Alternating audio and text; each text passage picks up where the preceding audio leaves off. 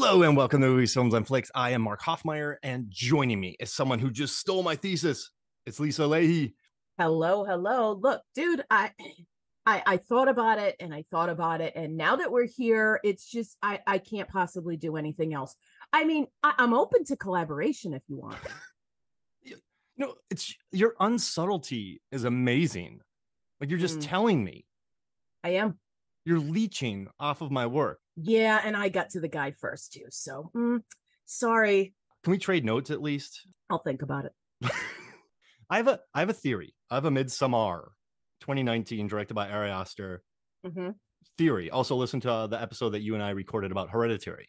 Yeah, so I guess we need to schedule something for Beau is Afraid, right? Yeah, absolutely. We need to finish the trilogy here. At this point. Now, Pele Yes. is the mastermind. Yes. Because think about this. Pele likes Danny. He does. He does. He definitely does. I'm really happy that you're coming, Danny.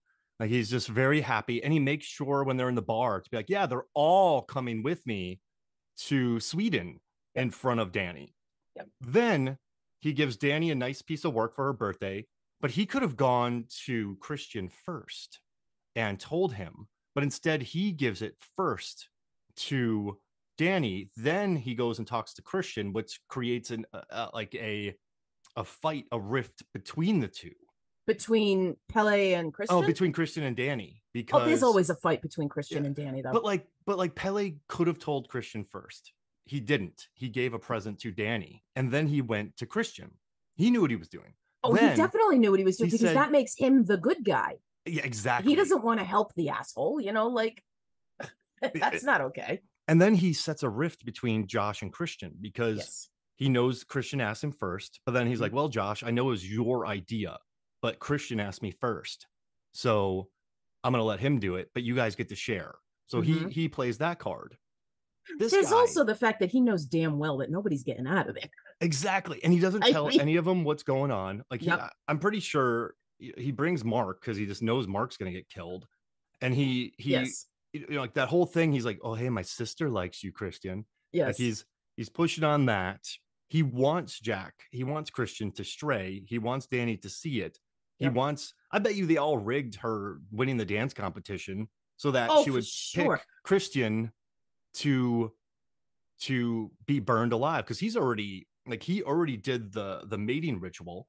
Like he can't go back home and talk about that. He's expendable at this point. So the problem, like everyone talks about this movie, especially Ari Aster, and everybody is, it's like an operatic breakup movie. Yep. And what Ari Aster said was that this is like, he's like, I wanted her to be in this place. Like she lost her family. Now she has a family, but this is a woman who was really manipulated by her boyfriend. In this movie, sorry is said 27 times. And that's a surefire case of someone who is being manipulated. Oh, no, I'm sorry. Yes. So she's being manipulated by Christian, and neither of them wants to break up with each other. Pele sees that. He brings them to Sweden, and then it turns out that Danny might stay there, and he has a crush on her, and she's lost her mind. So this is a poor woman who not only had to deal with Christian, but then lost her family, but then had a Swedish dude named Pele, like being a Machiavelli, like being Kaiser Soze, an entire situation, playing people against each other, driving her insane, making her part of the family. And then eventually he brings in new blood into the commune, and he has a wife who's lost her mind. Well, that's how cults work. That's how cults work. It's all about, finding those people who are vulnerable and lost and playing upon those edges, right? Like it's interesting because if you look at this, you'll find a number of articles where is this a commune? Is this an actual place, or is this a cult? And I mean, you look at folk horror, and there is a lot of that fuzzy line of, is this a commune? Is this a cult? What is this whole thing exactly? And it's always about the outsiders. It's always about, who do we bring in because we can't do things on our own? Like they talk about the incest and how they moderate that, and how they grant permission for mating rituals. And, they can't just continue to mate with each other, because if this thing goes years and years and years and years, which they say it has, you run out of people. Yeah. It becomes problematic. And so then, it seems and then that, they specifically inbreed to create seers. Yes. who write their book, like it's sort of like their book of worship, their book of everything. And It's a cult. I mean, it's totally a cult. Aster said, totally he's like, Aster said, I don't see them as a cult. They might be, but I never called them a cult. He's like, they're a community and they are a family. He's like, I wanted them to exist as a place with a history and very clear laws and rules and traditions. I think Aster was still hurting from this breakup that he based all of this on, and he wanted that comfort, but that's not good comfort. This is he said this is a breakup movie, and that he wrote when he was going through a breakup. Yep. And the problem is the breakup never matters in this movie, because Christian, who played by Jack Reynor even admits that he was being horrible as an act, like playing a horrible person to Danny. Like there's no so when he burns, the audience is supposed to be like, yeah, I'm getting over a traumatic relationship, and this is a great breakup movie. I am separating myself from my, I wouldn't say abuser, but like from someone I'm codependent on. Yeah, but she goes from one codependent relationship to another. And I mean, but that's what happens though. Like yes, that's true. I mean, that's the cycle.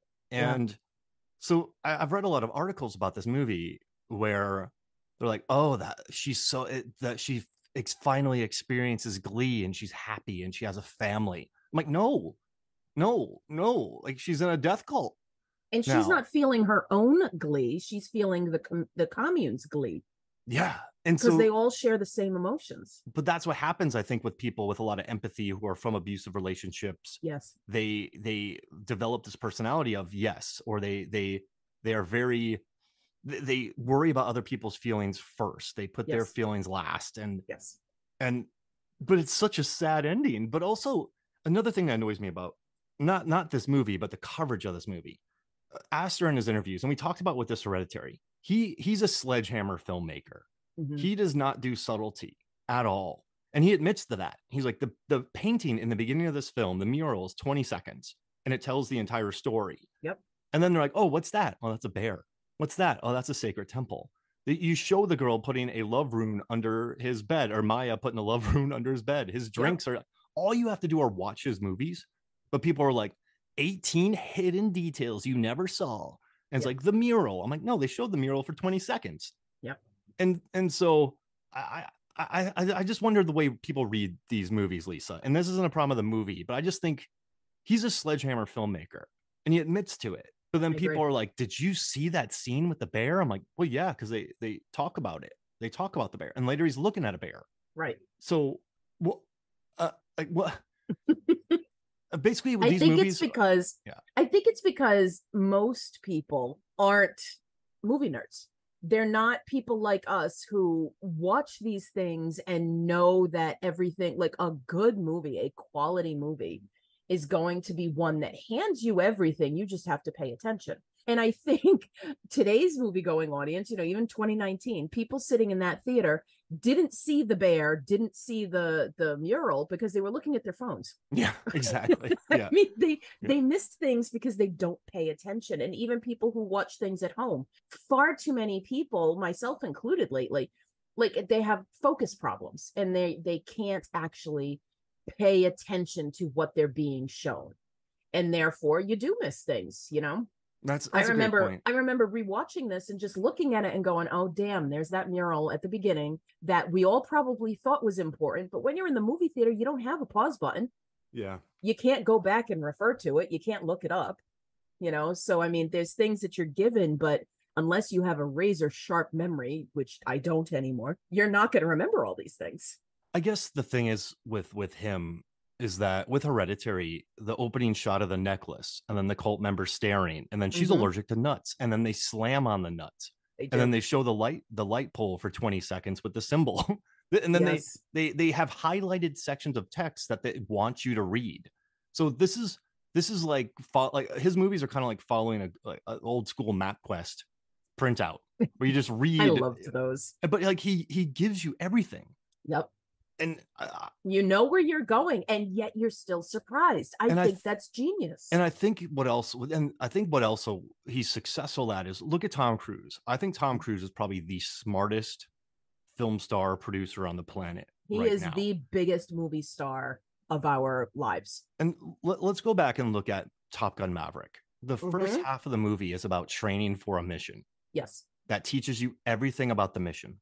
The second half of the movie is the mission. Yes. So when they're on the mission, you know what the mission is because you've been training for it for an hour. Yes. With the Mission Impossible franchises, I just had to analyze all of them and write a script for fandom about by the numbers. Like in each Mission Impossible movie, like plutonium is mentioned 32 times in Fallout. There's a reference to time every 2.3 minutes in Fallout. Yep. They talk about what they're going to do and then they do it. So here's the plan. We're going to this place. There's 2 bombs. We need to detonate it. He has a keychain. So when they're out there, you're like, oh, okay. I know exactly what's happening. Yes. Tom Cruise has studied audiences, international audiences around the world. International. I have to say around the world, but he's studied audiences and he knows that you need to like a good speech. I'm going to tell you what I'm going to tell you. I'm going to tell you it. And then I'm going to tell you again what I told you. Right. So Tom Cruise is a master of that. And I think also Ari Aster does a great job of just handing you these themes. Like if you just pay attention, you'll know exactly where it's going, but it gets there in an alternative route, which what he says. Yep. And it's like you're walking to a mountain that's 100 miles away. You're going to go through different terrain. You're going to walk by cool rivers. There's going to be some roadblocks. Like, you know where you're going, but you don't know how you're going to get there. So he's a smart guy. And that's why he's made 2 of A24's highest grossing horror films. Absolutely. Because of the way that he guides audiences, but he also provides legitimate shocks, which I dig. I think that's fascinating about it, like to know what's happening and to still be blown away by it. There's a masterful touch to that. Hereditary remains one of my favorite movie-going experiences in the theater ever. I saw that movie twice in the theater in a week because I couldn't stop talking about it. It's a great heist movie. Yeah, I guess so. That's true. It is. It's like the Ocean's 11 with white collar occultists. It is. I love it. That's such a great way to look at it as a heist movie. Don't tell anybody about that. I have an article. You got to write that one down. That's pretty good. Yeah. That'll be a new take on it. I love a movie that will surprise me. And, I sat up in my seat and exclaimed out loud in the theater, like jump scares don't bother me. I know they're coming, whatever. But this thing, I absolutely shot up in my seat and I was like, oh, Jesus, out loud in the theater. I'm not that person typically. And to have that was this absolute 100% delight. And then, Midsommar comes out and I'm like, oh yes, I'm going to see this too. And this is a 2.5 hour movie that feels like it's half an hour long because you are so engrossed in what's going on. You don't see the time go by. And the sound design and the mix and everything. My schedule's crazy. So sometimes when I don't have time to do a full rewatch. So when I commute to work, I put my phone out of the way, but I play the movie and I listen to it. And just listening to the sound design, the way it's mixed, the noises, like he really knows what's going on. Yeah, he's very, very good. And also, too, let's not beat around the bush. I mean, this guy hires Toni Collette and Florence Pugh to anchor his movies. Yep. That's smart. Absolutely, it is. They are both brilliant in these films. This doesn't work. These movies don't hit if you don't have these actors. And Florence said that this movie played a huge toll on her. And I love one of her quotes because they're in the middle of nowhere and they didn't film in Sweden. They filmed in Hungary. But I love that she's like, we were shooting in a very hot field with 3 different languages. So I wouldn't say that all of it was pleasurable. Pugh continued about making the movie. Also, it shouldn't be. Why would making a movie like that be pleasurable? And she said that when she was looking out of the plane and on her way to film Little Women, she felt immense guilt because it felt like she'd left Danny in that field in that emotional state. So she couldn't leave the character behind. So this movie really stuck with her. Yeah. And what she's able to do, though, like the way that she's able to just say, I'm sorry and pull off that, like, it's a really good performance of someone who has seen a lot of trauma and someone who has, what do they call it? An altruist? Altruist, yeah. And she does a great job at that, of backing down at every moment. When she goes, you know what, I'll wait. And to his credit, the one time ever, Christian's like, you know what, we'll wait. Yeah. And then she's like, you know what, we'll just do it. It's fine. I don't want to be trouble. And that's why I hate Pele more, because he knows that's her. And he knows that, like, getting her there she'll just continue to do that. Right. Well, that's why she's the perfect target.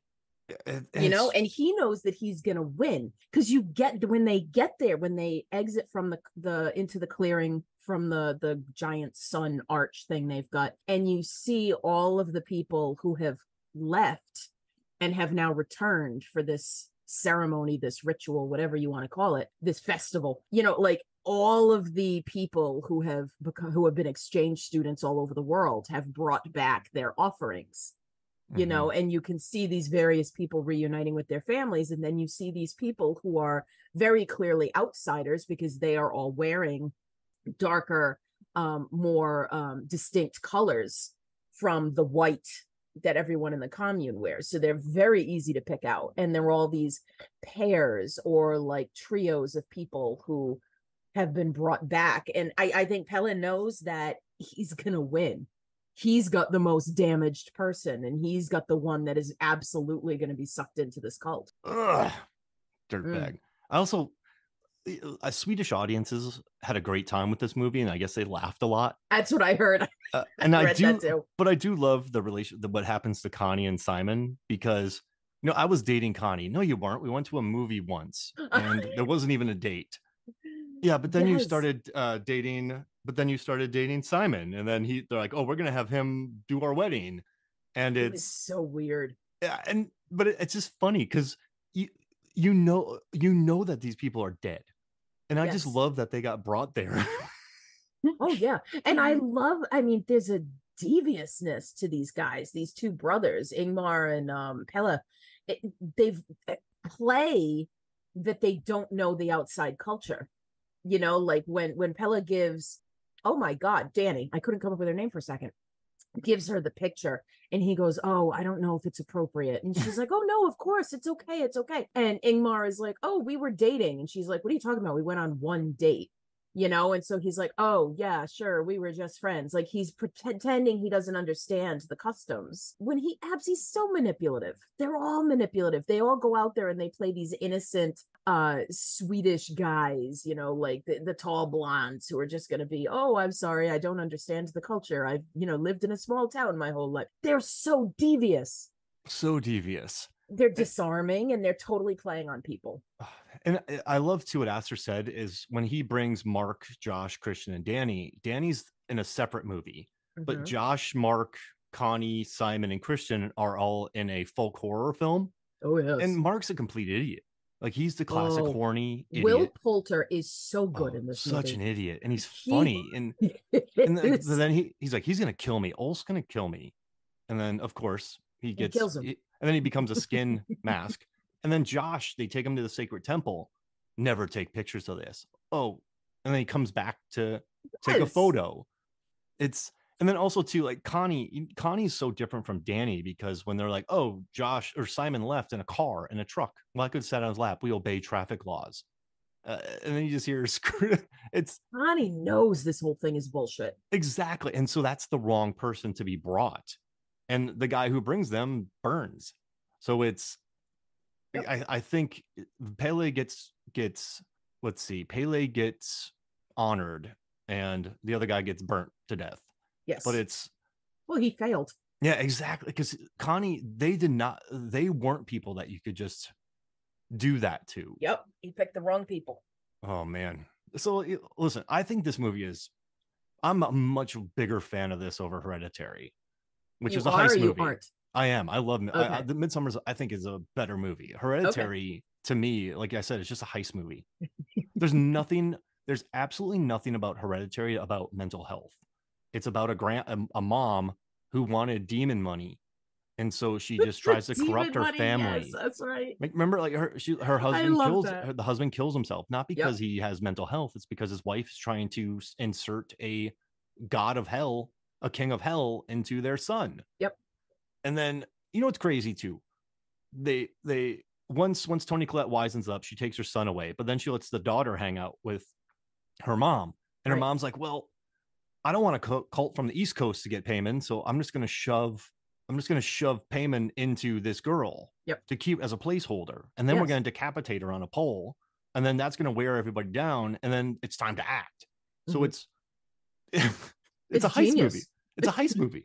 It's a slow burn, waited out kind of thing. I mean, what successful heist doesn't require patience? Right? It's like Shawshank Redemption. Yes. But you know, he escapes after. It's not a heist, but his escape took decades. Yep. Patience. And the thing is, none of that mental health stuff is real in Hereditary because it's all caused by a cult. Like people aren't, so that cheapens it for me. But with Midsommar, whatever, it's about a woman who legitimately has issues being manipulated, and that's devious, and it is funny to a certain extent. It's layered, and so I think this movie is much more mature than Hereditary, which is cheapened by the heist and the demon money. See, I disagree on that. I don't think it's cheapened. That being said, I am more of a demon girl in general, so those kinds of stories are more appealing to me. I am intrigued by like humanity is worse than any supernatural being you can come up with kinds of films too. So that's why I think Midsommar is so genius, because it really does prey on a number of levels. You know, it preys on Danny's emotional fragility. It preys on the asshole ego of Americans, right? Because the two London people are like, we're not doing this, goodbye. Whereas the Americans are like, we're totally going to infiltrate this and nobody will realize what we're doing. Oh, they see very clearly what you're doing because you're being obnoxious about it, right? Like Josh accuses Christian of being unsubtle. Whereas, you know, he turns to Pella and he says, can I take photographs? And Pella says, or Ingmar, I don't remember who he's talking to, says, well, be discreet. And Josh holds the phone up and is taking these pictures. I mean, he is nothing but obvious. And he gets pissed off, and Christian is exactly the same way. I mean, for this guy to have the ego and the ignorance and the disrespect to go into their temple and take photos of their sacred book, I mean, it's an ego thing. He's so disrespectful of their beliefs. Now, granted, their beliefs are screwed up and scary, but the idea that you could go to a sacred, because he's saying he's going to go to England next, he's going to go to Germany next, he's going to do the same things. So there is very clearly a disrespect and a selfishness in these guys. And I think that's emphasized to show just how altruistic Danny is and how she sacrifices everything for everyone else. Therefore, everyone is sacrificed for her in the end. Jeez Louise. Thanks for coming to my TED Talk. No, I mean, listen, that was so succinct. It's like, how do I even add to that? And it's been nice talking to you. See you later. I'm out. See you later. That's the shortest podcast we've ever done. Yeah. Thank you all for joining us.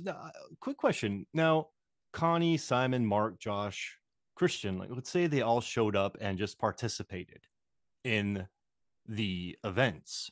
You mean like if they behaved? Yeah. Would they still be killed? Yes. They'd be like, oh, totally.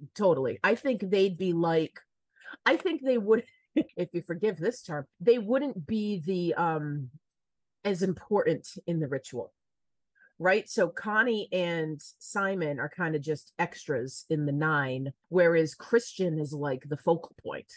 Mm-hmm. You know, so I think that if Josh and Christian and Mark had behaved, they just would have been either discarded or they would have been low on the actual levels of what they were required to do. Because the Blood Eagle sacrifice. Mm-hmm.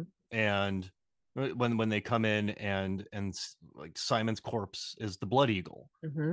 which on that show Vikings did a really good Blood Eagle, by the way. Just want everyone to know that. It's an impressive. I don't know what to do with that scene.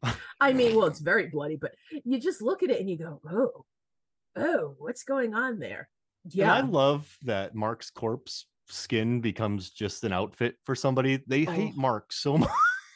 He is a horrible, he pees on their ancestral tree. person. But I want to see outtakes of Will Poulter being Mark, because he's just so funny. And frankly, he is the quintessential what people think Americans are.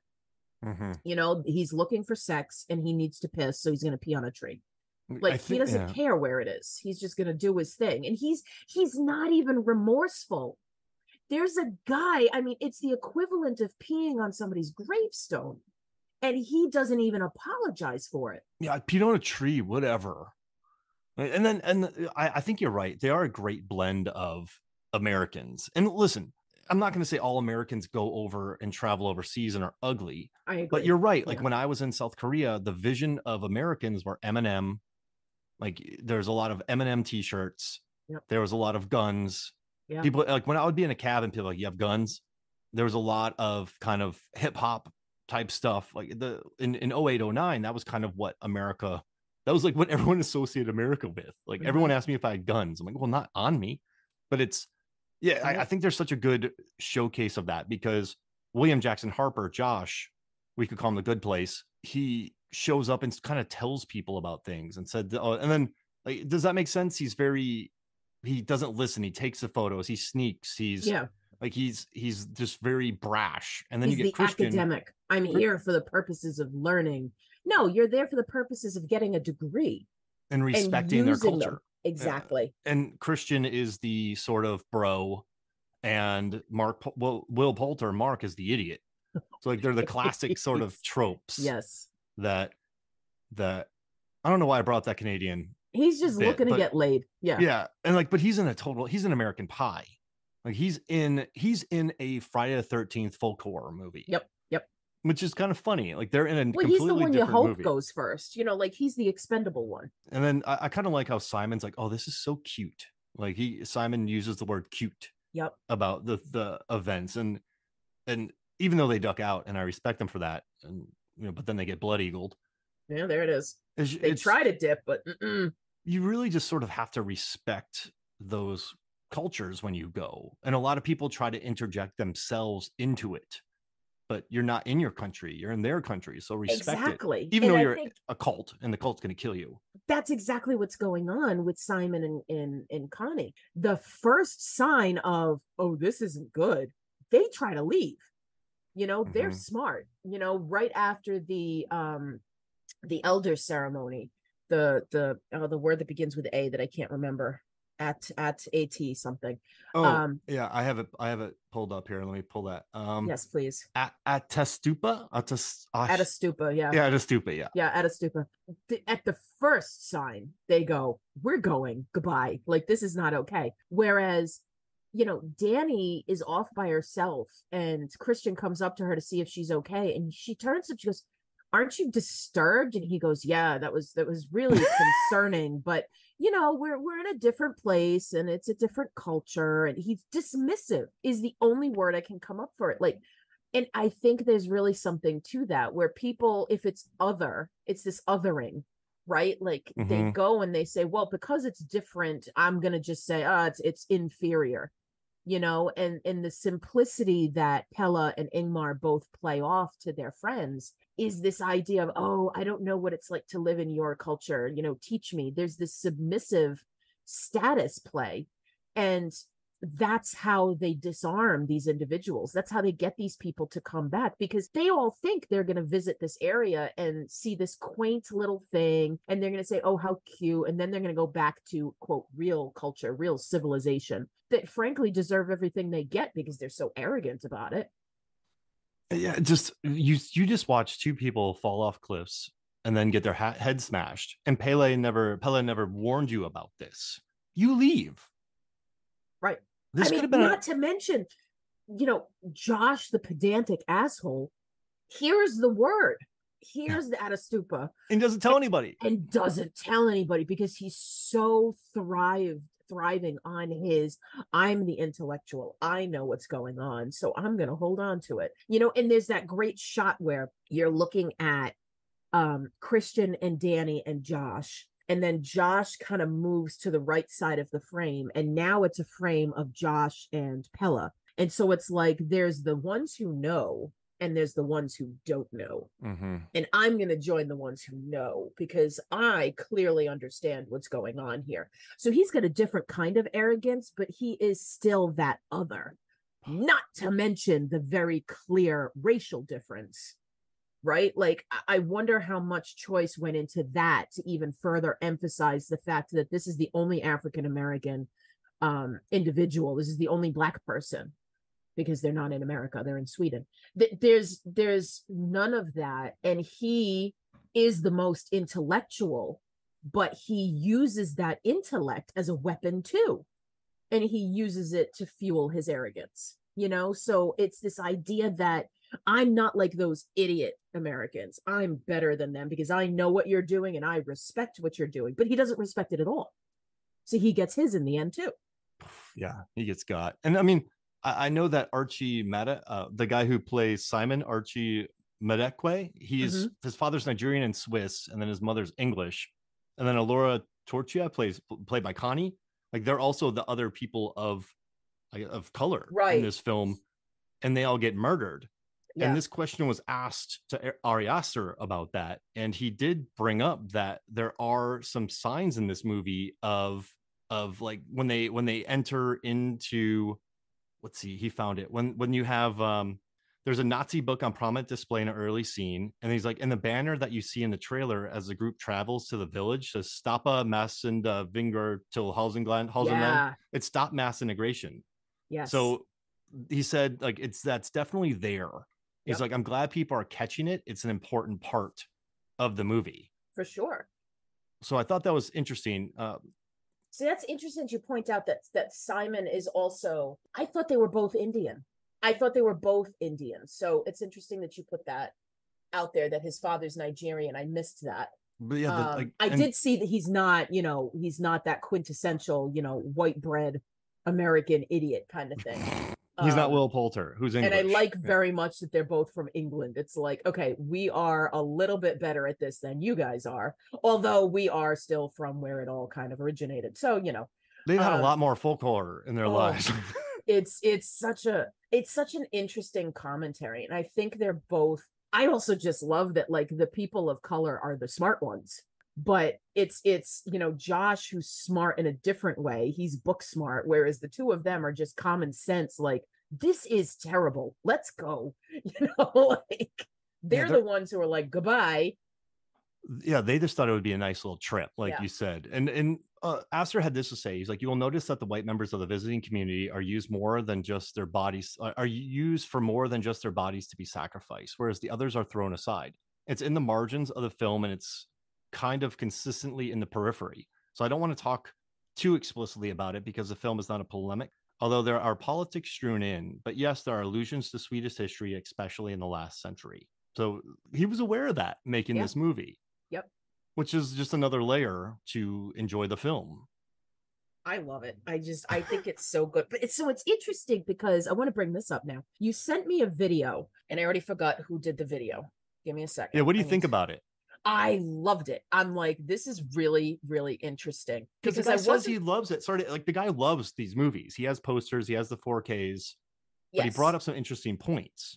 He's not wrong. I do disagree on his comment about Hereditary, because he says, and you're kind of in this same boat almost, where you're talking about like the whole demon thing cheapens it. For me, I think it's great because that's the whole point of it. Like, I love demon stories. I think it has to do with my Catholic, put the emphasis on the wrong syllable, the Catholic upbringing.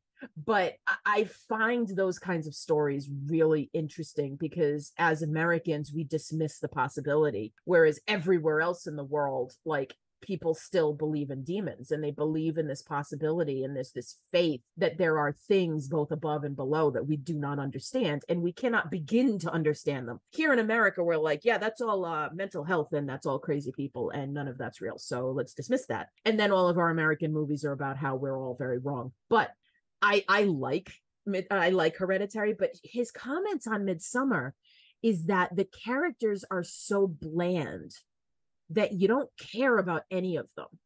I think it's an interesting commentary. I don't think it detracts from the film, though. That's where I diverge from his opinion.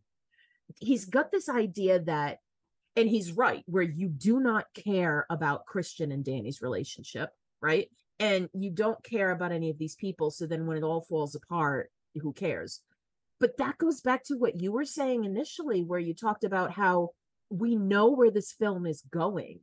And frankly, this is classic Greek tragedy, right? Like it's opera, he said. This is operatic. Yes. All of this stuff. Operas, these classic, they're all based in the same foundation. Yeah. Like drama, like very, yeah. but drama where the audience knows exactly where it's going. It's all based in that catharsis, that expenditure of pity and fear, where you're looking at what people are doing and you say, oh, you poor schmuck, this isn't going to end well for you. It's not about what the ending is going to be. It's about how we get there. And I think that's what's cool about this. Go ahead. And like, listen, Aster had glee in having the deaths off screen. We don't see Simon die. We don't see Connie die. We don't see Mark die. We see Josh get bludgeoned, but we don't see a lot of the death. Right. Aside from people getting their head smashed in after jumping off cliffs. But it's he took delight in sort of not like, okay, let's say he makes Josh, Christian, Mark, Connie, Simon incredibly three-dimensional and likable people, and then murders them throughout the movie. That changes the tone of it, and it takes away from the ending, which is Danny's break and her separating from Christian by a very extreme manner. Yes. But that's the point of the movie. This is a breakup movie. This is not a let's like everybody in the film. And I think the humor is necessary in this movie, with Mark being such an idiot. Totally. And Josh being just being like kind of bulldozing people, and watching Connie and Simon be the smart ones and run away and then get absolutely played. And then the way they're dealing with them. Oh, they're in a truck. There's only 2 seats. Like the lies just keep getting deeper and deeper. It reminds me of the time when I played Santa and I ended up telling kids that Santa drives an H2, and it just got the lies piled so deep on top of each other. I didn't even know where I was anymore.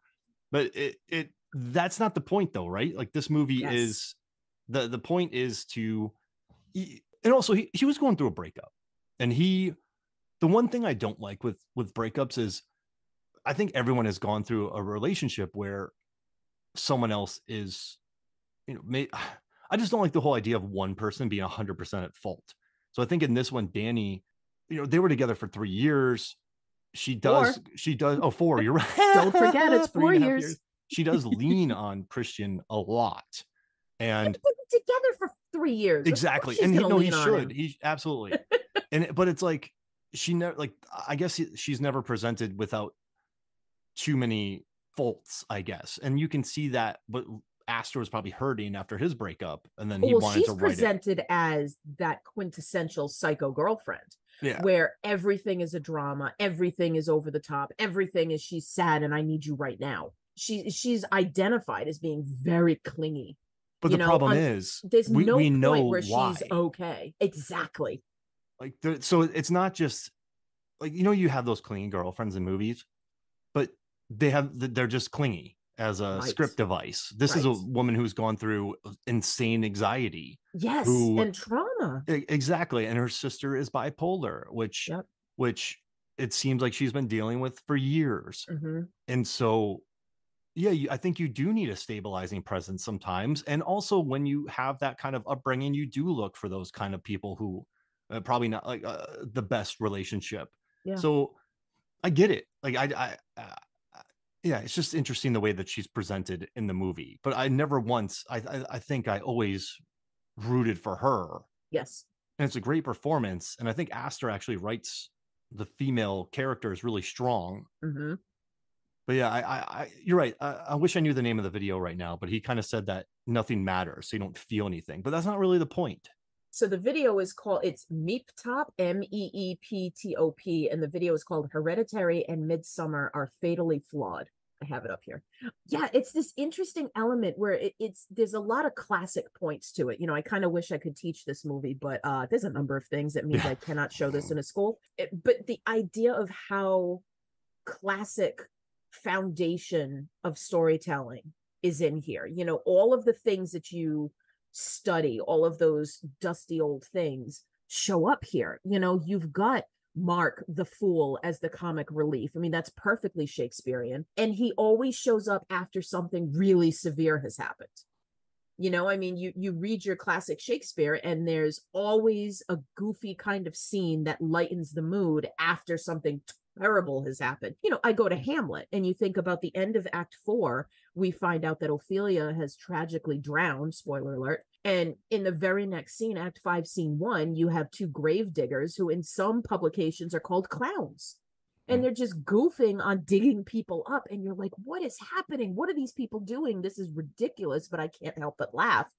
That's what Mark does. Mark is pissing on a tree, and you're laughing at the fact that he is so oblivious to it. And then you're empathizing with the poor guy who's on his knees sobbing at what this foolish American has done. And all of these elements just fold so perfectly in here. And it's what I love about Ari Aster is, even though he's a sledgehammer filmmaker, even though he gives you everything, that dramatic irony of knowing every single decision is going to turn out bad for them. The dread of an A24 horror film.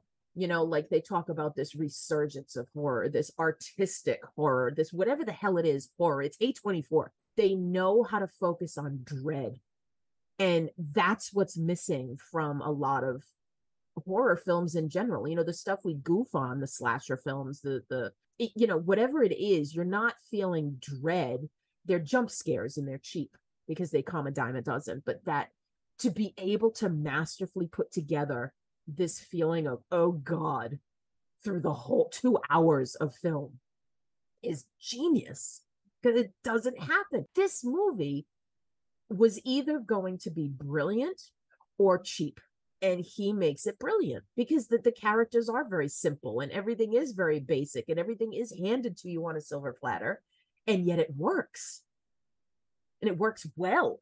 I mean, this is going to be historically the top echelon of folk horror. This is right next door to the homage of The Wicker Man, because it's that good. I think The Wicker Man's number one, and there's a lot more other. Yeah, I mean, it's the story wise, I love the OG. Yes, a lot. I joined Tony on his show, The Wicker Man Pod. On the Wicker Man Pod, I joined Tony and had a great time talking about it. Yeah, I'm in there somewhere. I think it's a couple weeks. Yeah, I love that movie so much. And you know, Aster said that I've always seen Midsommar as a fairy tale. Orphaning your main character is the oldest fairy tale movie in the book, and that was important for where the film goes. So, like you said about the classical elements, I mean, this guy went back to fairy tales, and he talked to Disney flourishes, which a lot of those are what Grimm's tales. Yes. Which, so he basically grounded it in that. I guess my biggest problem with Aster is, I'm not even lying when I say this. When I saw Hereditary, I just watched the screen and I was like, oh, okay, this is going here. Okay, that means they're gonna whap that. Oh, there's the like. I didn't find any surprise. And when I was watching Midsommar, like I knew, like when they're like, oh, that's the secret room. Oh, that's this. This is what's gonna happen here. Oh, we can't come in this room. We can't take this. And then I don't know. I just saw it. There, and he even says it. He legitimately says that. Where's this quote? Aster just said, I know exactly where they're going. I don't know. I guess that takes away from me. He's like, I think the fun of the film is that the contribution of the folk horror subgenre. So it goes exactly where you're expecting, but the surprise is in how it feels to get there. It's like the guys in the movie are in a folk horror movie, but the main character and girlfriend, one of the guys, Danny, turns out is not. She's in something else, and she's our conduit. She's a person that we're attached to, so it's her movie, not theirs. But he says it like he goes, it's going exactly where you're expecting. And for me, I have a much better time with movies like Barbarian or Malignant, that you see things in those movies that no one could have guessed where Malignant was going.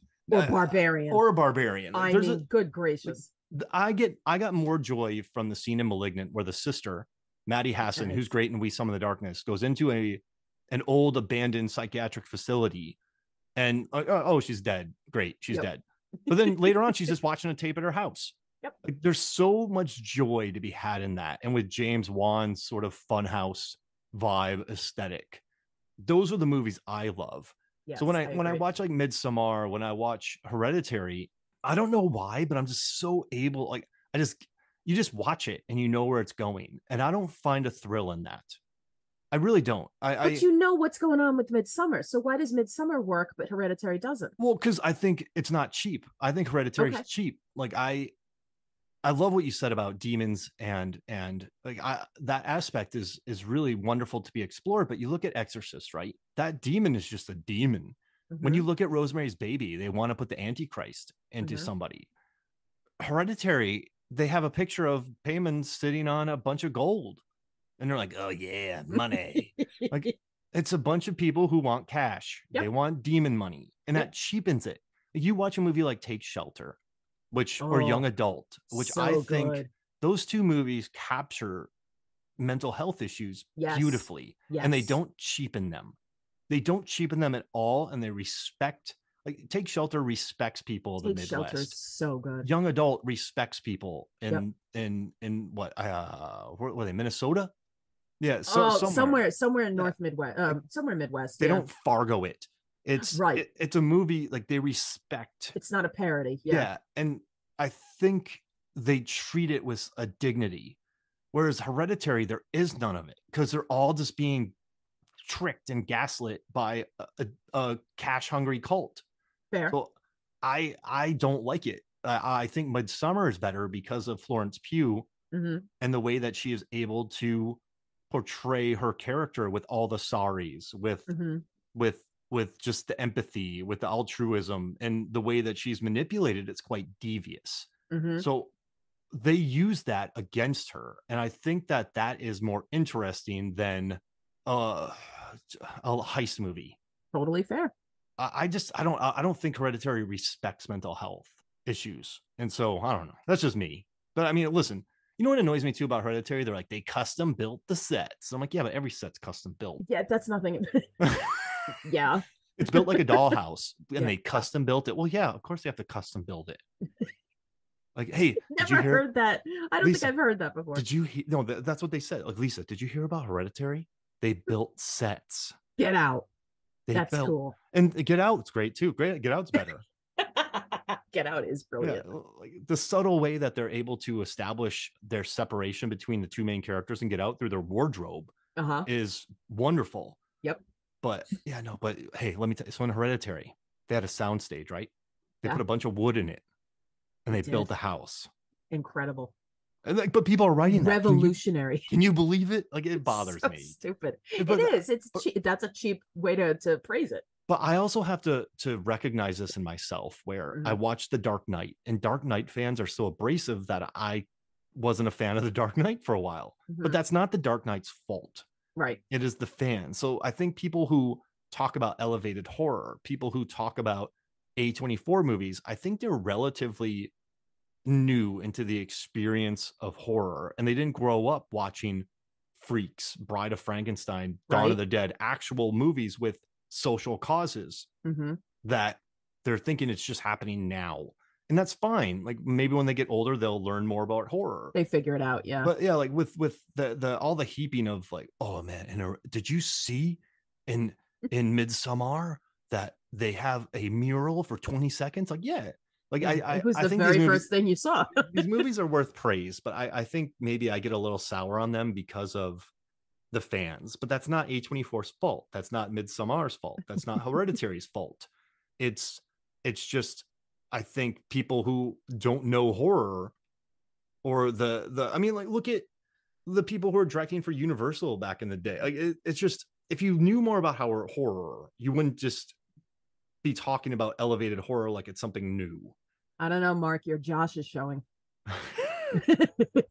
Right though? Don't you think so? No, I totally agree with you. I mean, see, that's the thing, you know, like we both teach, we have students who come up to us knowing that we're movie fans, and oh my God, did you see this great movie? And it's like, I didn't like that movie at all. And they're like, what do you mean? It was so great. And I'm like, yeah, you've seen like a fraction of the movies I have. Like, it's not for me, it's for you. You know, like, I have kids who saw Boogeyman and can't believe that I didn't like it. It was like, well, it's not for me, it's for people who've not watched horror before. And yeah, it's cool, I'm glad you liked it, but you know, call me in 20 years when you've seen more things. It is good gateway horror though, and that's just but it. It's nothing happens in it though. There's no meanness. It's so boring. It almost made it put me to sleep almost. Yeah, it's and stupid me, I prioritize that over Spider-Man.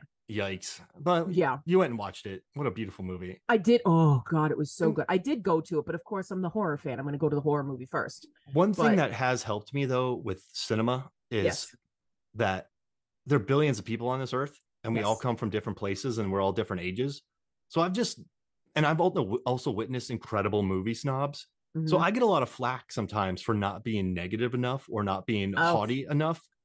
And that's stupid. yeah, it's like more, be negative.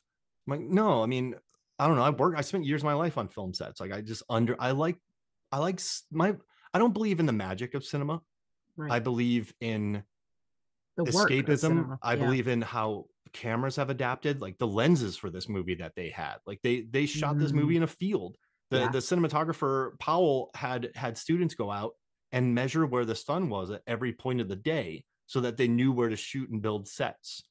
They studied the sun. They They knew where the built sun. their sets in this Yeah, movie? so like they, like they, yeah. Get this. Oh man, but yeah, I was like, yeah, they built sets. Oh, but they studied it. Yes. They only got prime lenses for this movie. They had special lenses with Panavision. They did a lot of camera tests. It took them out of their comfort zones. It took them out of their custom built set for Hereditary and into the sun, into a Yes. field, into another country. And that's what I love about it. Like I dig the camera work, the way they Yes. shoot, the wide shots with the prime lenses. I think it's all masterfully shot. And so for me, when I think about cinema, it's more about the evolution of the art. What was popular at the time? What are the trends? This is a $1 trillion industry by this time. So I like to understand what makes it tick, not so much what Nicole Kidman's saying when she's talking about AMC theaters, because it's all business. God. Yes. And so I don't know, that whole thing has just made it easier for me to just enjoy any movie I watch because I'll put it in context. I'll understand what it is. And so I can pretty much talk to a lot of my students about what they love because I don't, we all know that haughty teacher, like that haughty person. Right. So I don't try to be that person. And I think there's something to that. A critic doesn't have to be critical. It doesn't have to be negative. You're somebody who has pure joy in watching these films, in counting the number of times that, somebody says a particular word. And this, like, your stat articles are just pure delight in what you're studying and what you're working with. And there's not enough of that because it's all about what went wrong and, oh, why did somebody only give it 4 stars? Clearly something was wrong with it. No, it doesn't mean there's anything wrong with it. It means it earned 4 stars. That's a good thing. Like, you look at these elements and people are constantly tearing it down because, oh, it's been done before. Everything has been done before. So now go see something that is just pure enjoyment. And everybody's got stuff they enjoy, and not all of it is, Oscar worthy. And who cares what's Oscar worthy anyway? I'm a terrible movie critic.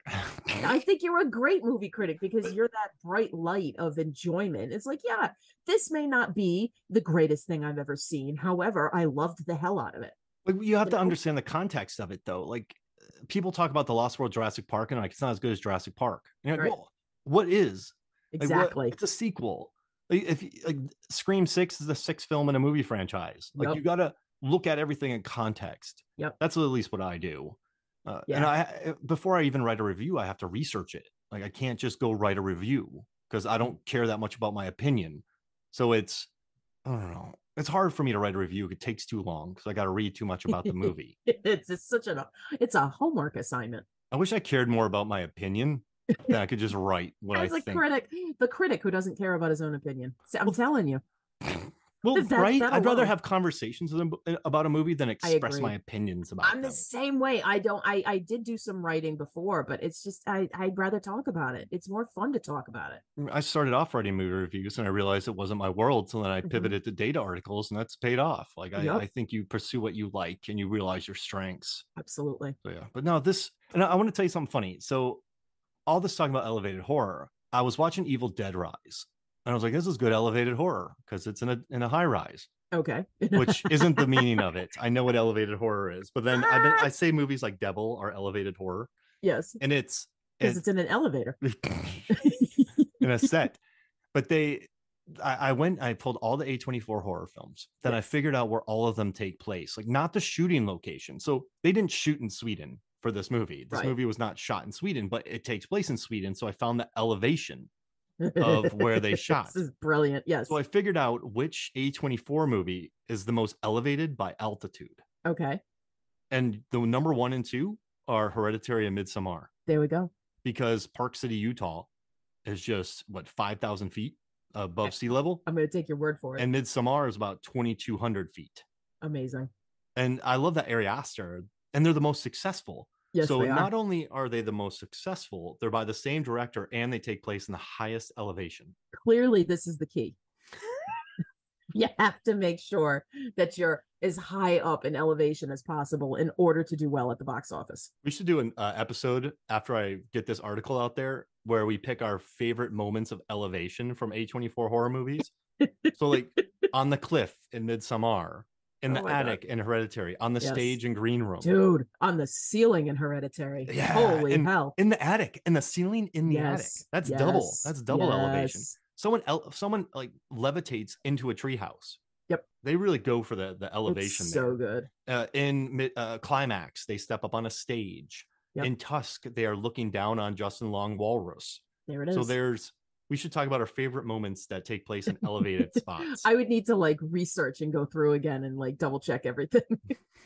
I just did. Because Blackcoat's daughter is about like the basement too, right? Yeah, the basement. But then they do go on the second floor. They have their dorms up in the second floor. That is true.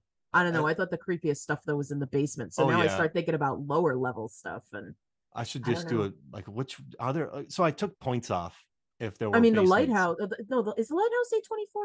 Yeah, see, the lighthouse is only 70 feet, and they're right on the coast there, out in by Maine.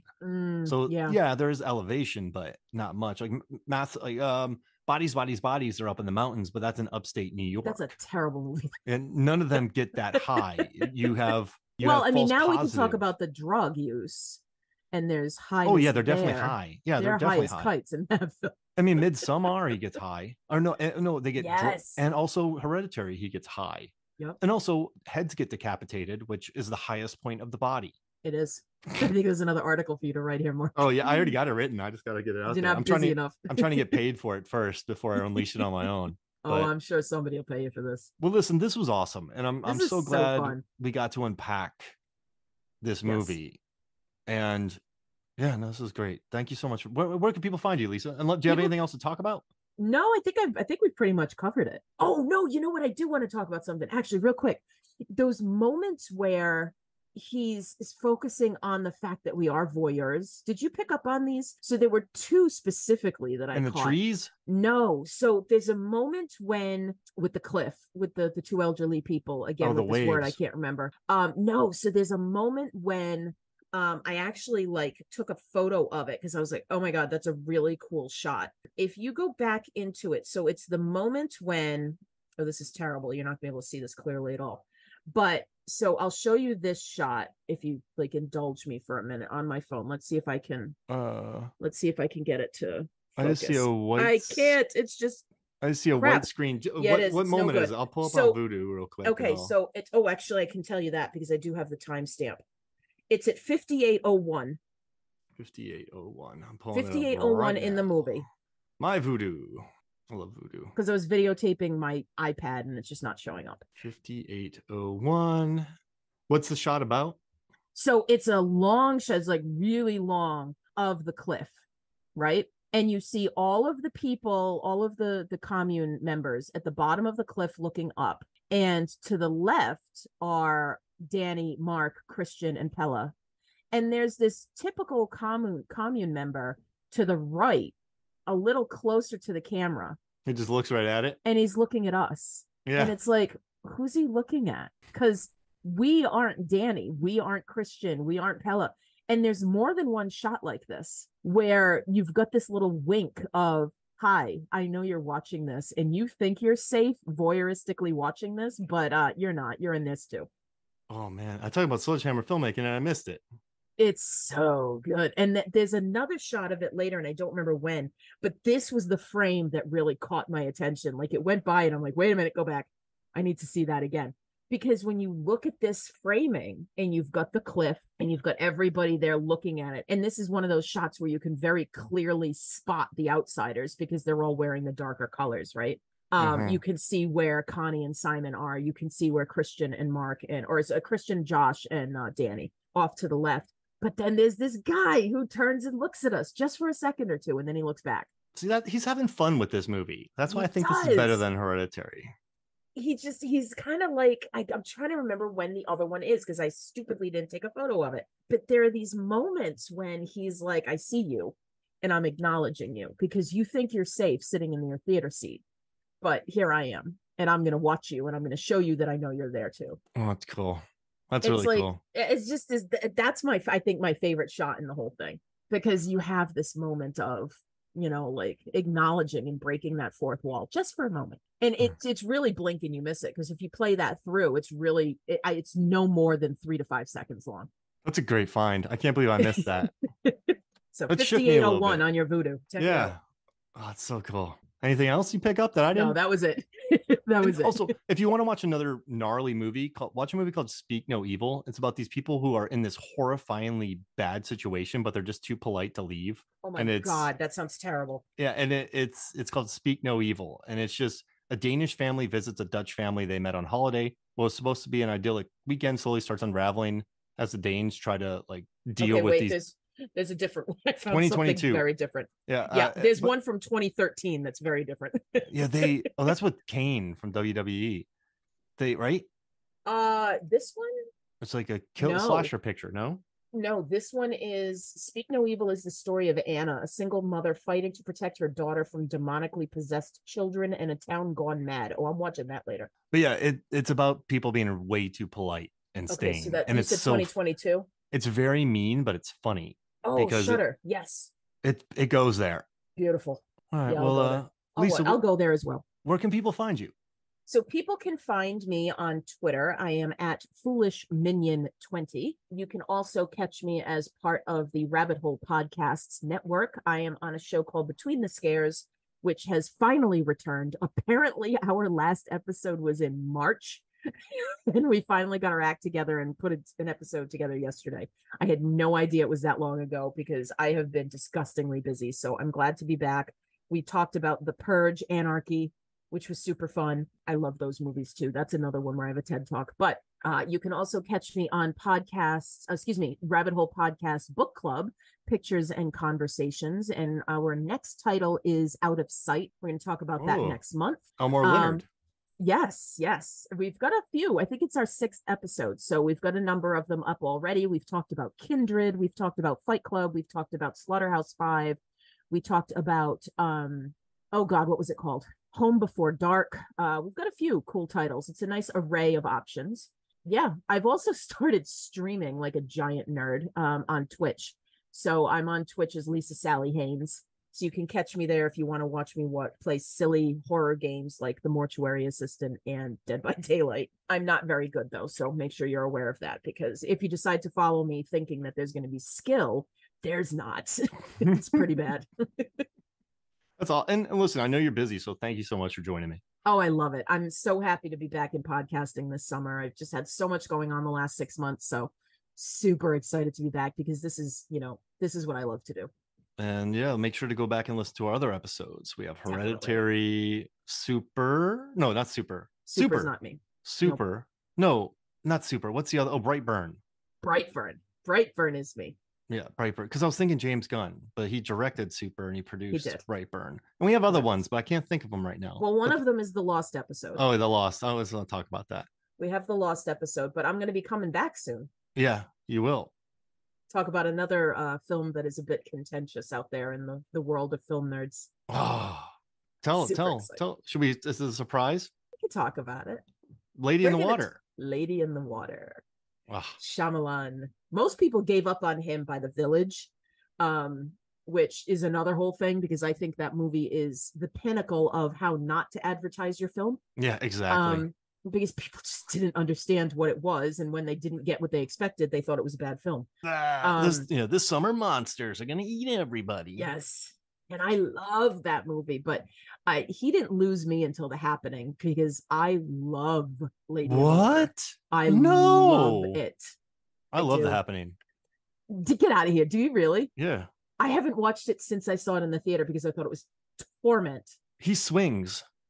Listen, if a director swings and misses, I still love it because that's fair. Like, he swung. He pulled his signs like Marilyn, swung away, and he missed.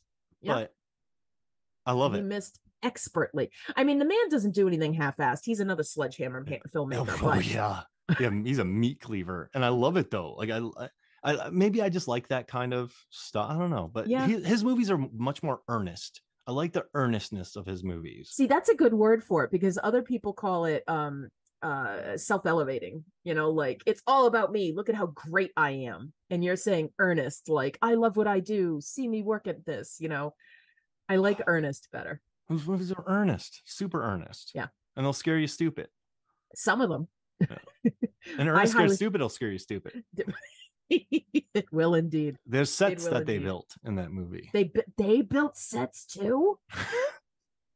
This is a new trend in filmmaking. They're building their own sets. Who knew? Oh, I can't wait to chat Lady in the Water with you. well, listen, we got to talk about it because the performances are just so, like, again, committed. I love it. Paul Giamatti goes all in. He does. It's wonderful. He does. All right, so good. Well, get ready for that conversation. So thank you so much for joining me. Thanks for having me, as always. I love it. So for me, Mark Hoffmeyer, and for Lisa Leahy, this is Movies, Films, and Flicks. We'll see you next week.